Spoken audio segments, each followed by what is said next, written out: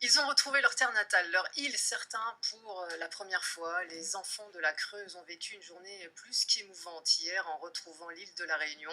47 étaient du voyage. Au total, entre 1962 et 1984, ils avaient été 2000 à être envoyés de force par les services sociaux dans l'Hexagone pour repeupler les zones touchées par l'exode rural. Thibaut Petit avec nos équipes de la Réunion la première et de Limoges.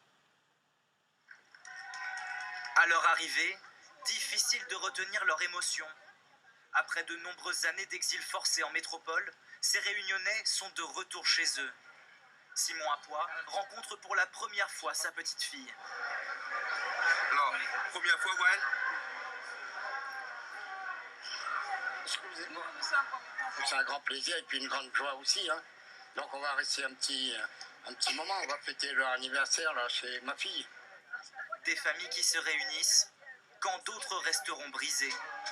Marie-Jeanne Boyer sait qu'elle ne pourra pas rattraper le temps perdu. Je suis revenue 50 ans après. Et ma sœur s'est suicidée.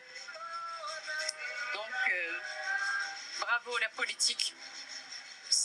Ils ont saccagé des familles. Hein.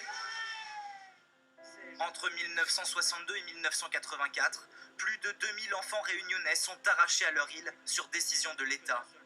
Pour repeupler les zones rurales, ils sont ensuite répartis dans des foyers à travers la France.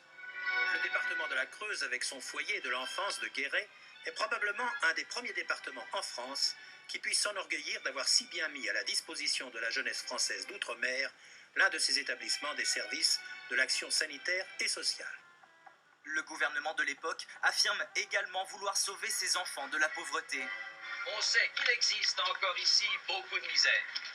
À la mesure de votre patriotisme et de vos efforts, la solidarité française, la solidarité de la métropole s'étend jusqu'ici.